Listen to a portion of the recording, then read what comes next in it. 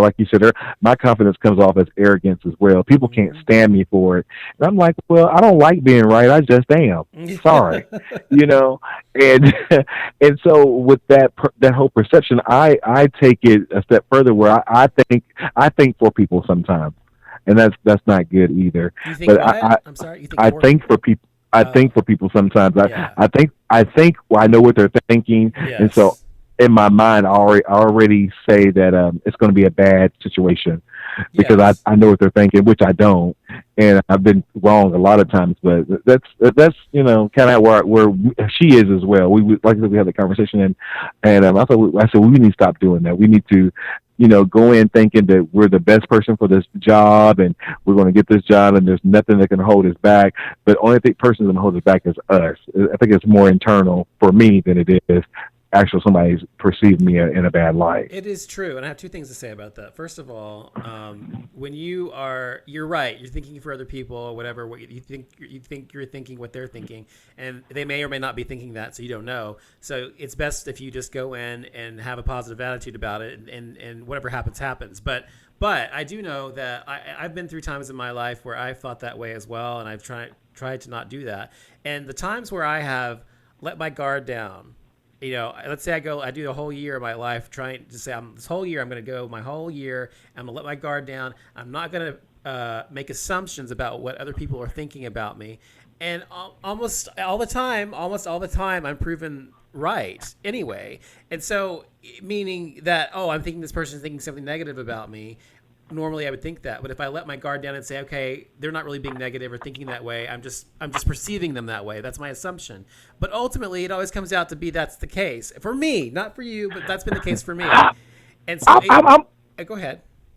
I'm a firm believer in gut feelings. I think sometimes you have a gut feeling about Right. something. But I'm a little crazy. I don't think you're crazy. I'm a little crazy, so it's that whole Virgo thing, and I'm a little OCD too. So, um, Well, I see what you're saying. yeah, and the other thing I was going to say is I went through a long period of my life where I had major anxiety issues, where I had social anxiety issues from the time I was Really? really young until I don't know, not really young. I'd say teenager years. I'd say middle school through probably my late 20s, excuse me. And I had to take Paxil for a while, which I took for only like 4 months because it had horrible side effects. But anyway, and I had to it got so bad that I was impeding my life. And it was like when I was in my early 20s, I was going on interviews, like you were talking about job interviews and stuff. And so I would go into interviews and I would sometimes not even go inside because my anxiety level would go so high. I would flee, and it's sort of this feeling where you get this feeling. It's like a flight or fight kind of feeling, like you're in trouble or Exactly. something. And so I got this feeling, and so I would just not. I would go there. I would get dressed. I would go the interview ready, my resume, and I would get there, and I wouldn't go in. Or I'd get there. One time, I remember actually going in, sitting down in front of the receptionist, and she said, "So and so will be with you in a moment." I said, "Okay." And so I sat there. The longer I sat there, the higher my anxiety level grew. And so I literally bolted out the fucking door, looking like a fucking crazy person, and never came Uh-uh. back. And they called me and said, "Are you? What happened?" I'm like, and I didn't. I never called them back or anything. So my point is like I had major social anxiety issues, and so whenever I would go into situations like that, any situation where I felt I was going to be judged somehow, whether it was an interview or a group of new people or whatever, I had that feeling of anxiety that this person's going to judge me, not like me because of this, and that. And so I had preconceived notions of my own. So it's very similar to what you're talking about. I don't know if you have anxiety issues, but that's what I had to go through. And eventually I got through it and got over it with cognitive therapy, wherein they told me, I went to a therapist finally when I was in my late 20s, and she actually went through this process with me, and she explained to me that what's happening in your body can be controlled, because once that process begins, the adrenaline stuff starts flowing and stuff. It's hard to stop it, but you can stop it. And so I still have issues with that sometimes, where I get into situations where I have anxiety, but I no longer let it control my life, meaning I don't bolt out the door or not go to do things because of anxiety. So I think that it's normal for you to have the feelings you have, but I mean, you're trying to be positive and stuff. I'm just saying that you don't have to feel like because you think that way you're crazy. I just think that you're good. What it's based on or previous. This is how I put this. You're conditioned by your previous experiences to believe that people think a certain way about you because of your negative experiences with them in the past. And that's what I think is what's going on. And that's normal for everybody. So if you go through a war, for example, let's say you go through a war, you go through 10 wars in your life, or somebody goes to 10 wars, you're going to come back and they're going to be affected by that. And so when you are constantly being berated or treated differently or a subject to racism or whatever the case is, it's like going through a war every time, through emotional war every fucking time. And so it's normal for you to have scars from that and to think that people are thinking that way about you. So don't think you're crazy. You're not. You're not. I might be a little crazy. Well, not in that sense anyway. I don't know about the rest of it. But in that sense, you're not crazy. It makes perfect sense. Yeah, and with that being said, there's this was in Atlanta, because I've always had body issues, and I think that has impeded a good portion of my life in certain aspects. And not all of it. I'll let my weight kind of control the decisions I make, and which that's not good. And I'm working on it, but I was so hurt. Normally, I'll fight real quick. Nobody can talk to me crazy because I'll step to you. But there's a club in Atlanta called Blake's, and it's kind of the Twinkie bar. Yeah. And me and my friend, my best friend, well, ex-best friend, were upstairs. And it's kind of small up there and kind of crowded. And this little guy, he could have been no more than 5'2". He has the nerves. He's like, and he looks right at me. He's like, and he was Latino. He was like, "Ooh, there's so many fat people here tonight." Oh my God. and thing is, I wanted to run. Yeah. Okay. What did you do? Did you run? I wouldn't get a drink. Okay. but I felt so bad, and I never went back to that club ever again, ever, because I was humiliated because it was crowded. But and then people kind of looked at me, and like where he said it at, I was the only bigger person. Yeah. And I'm like, really? Did you say that? And that's what the problem I have with some of the gay community. Mm-hmm. We can be so exclusionary. Oh yes. And it hurts me. I say we're the first people. We want this right. We want this right. We need to work, and this goes for Black people too. We always want so many rights, but we can be so exclusionary in our own community that it's hard to take us serious sometimes. Absolutely, and you're absolutely right that the gay community is exclusionary. I talked about this on my show. I don't know. I think you were in the chat room when I said it like a week or two ago, whatever it was. And I said that that the gay community is very predominantly ruled by Caucasian men, white men, basically. Oh, totally. And not in Atlanta, but yeah. Yeah, but I mean generally. And so because of that, there's a certain standard that people, when you're talking romantically or whatever, you're going to bars or something like dating or whatever, that they feel a general sense, even not just white people, not just white men, but Hispanic men, Black men, Asian men, a lot of them have a certain standard that they go by, which is based on the Caucasian race. And if they don't meet that, then they somehow feel inferior because that's how they've been control, just like the way media does today with women. It says your women's supposed to look like the women in Vogue, and they're almost always white. They're almost always like a size of a toothpick.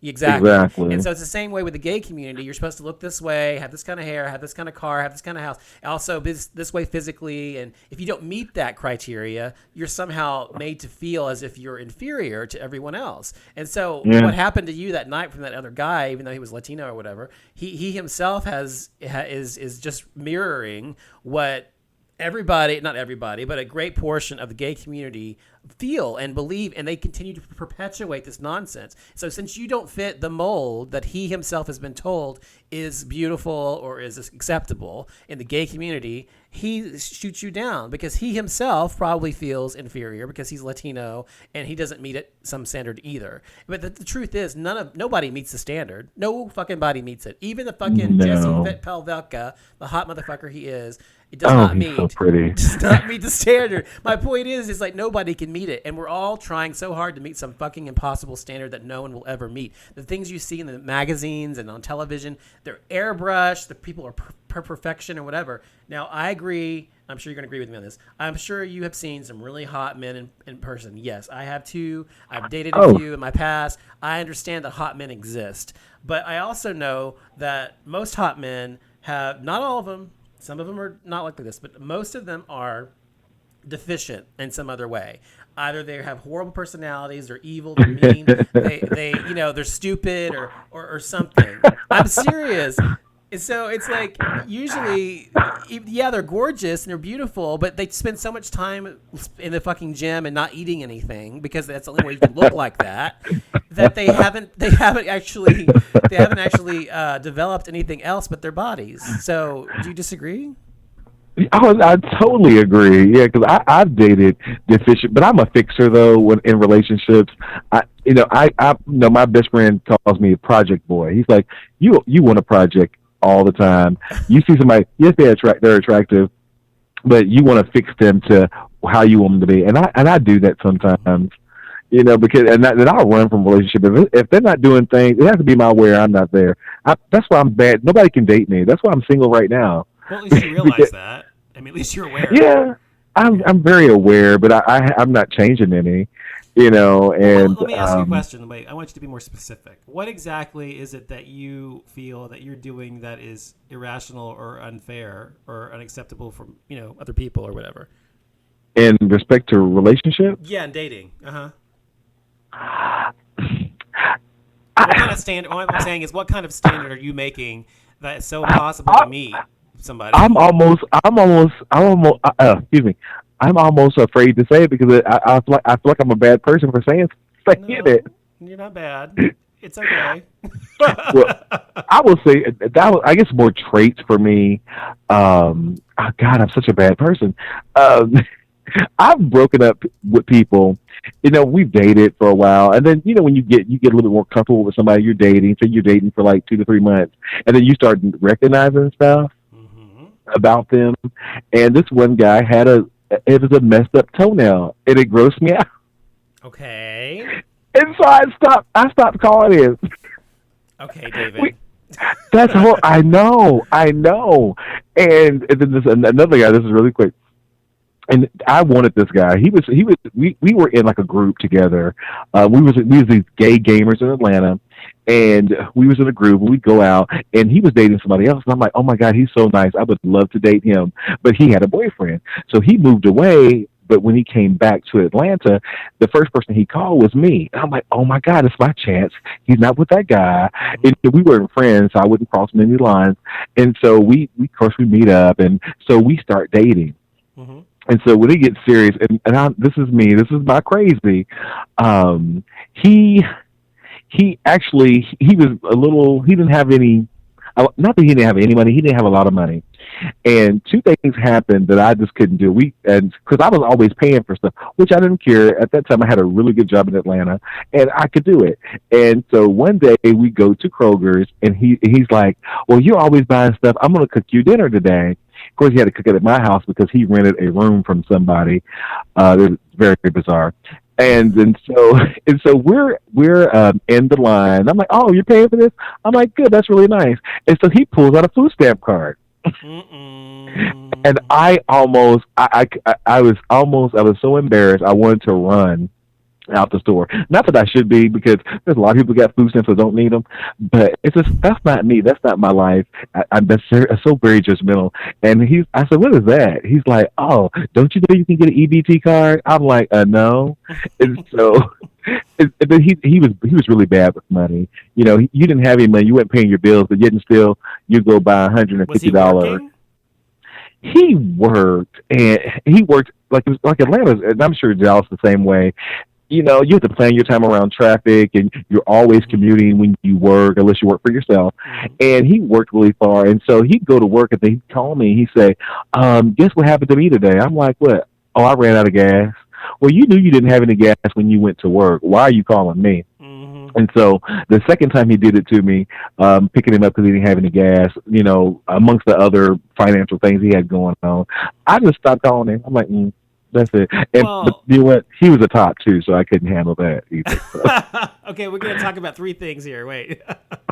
First of all, the toenail thing. Okay, first of all, that's just pure shallowness. I've never had a toenail like that. I've seen them in people before. I've never had that kind of toenail issue. But the guy could get some fungicide or whatever the fuck you put on it, get rid of it. That's what you should have done, is go to the store, say, here, use this or we're breaking up. That's what you should have done.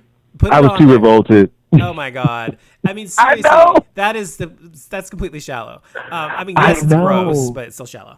I know. Secondly, the other guy, I understand the second guy as a whole picture, and you were talking about the EBT card. I was thinking, well, that's kind of shallow just because of that. But if he's talking about he's just trying to depend on you for money and whatever, then that's